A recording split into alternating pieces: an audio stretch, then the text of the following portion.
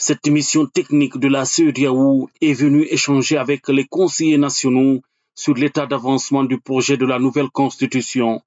D'entrée, Dr Dansa Kourouma rappelle l'attachement de la Guinée à ses engagements régionaux et internationaux, mais également l'adoption du projet de constitution à l'unanimité lors de la dernière plénière du CNT sous réserve de l'accord du président de la République, le général Mamadi Doumbouya. Si on était au courant que vous étiez là mercredi, on allait vous associer à cette plénière-là en tant qu'observateur pour suivre un peu les débats.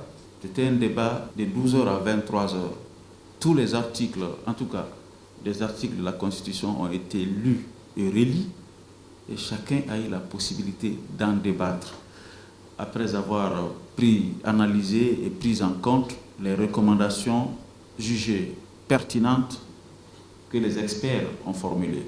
26 lois organiques et 4 lois ordinaires sont en cours de rédaction pour accélérer la mise en œuvre du processus de la transition. Les prochaines étapes consisteront entre autres à traduire en langue nationale la loi fondamentale et sa vulgarisation sur l'ensemble du territoire national. Ce sera la première fois qu'une constitution soit votée avec ces textes organiques. Dans l'histoire politique de la Guinée, ce sera la première fois. On est en refondation, on ne peut pas trahir la vision du chef de l'État.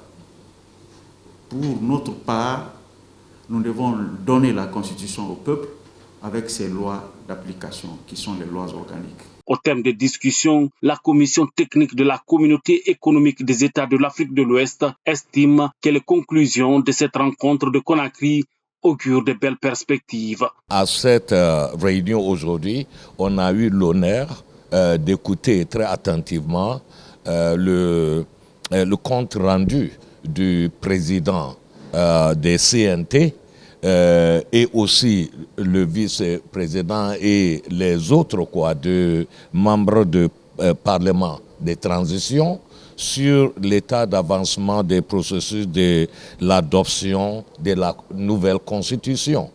Et on était très ravis d'entendre que déjà le projet de constitution est prêt. Auparavant, l'ambassadeur du Royaume-Uni en Guinée et sa suite ont été reçus par le président du Conseil national de la transition.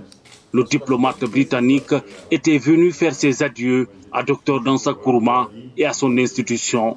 John Marshall a saisi l'occasion pour annoncer au président du CNT l'intention de son pays d'introduire auprès de l'institution parlementaire des projets et programmes en faveur du renforcement de la coopération entre Conakry et Londres.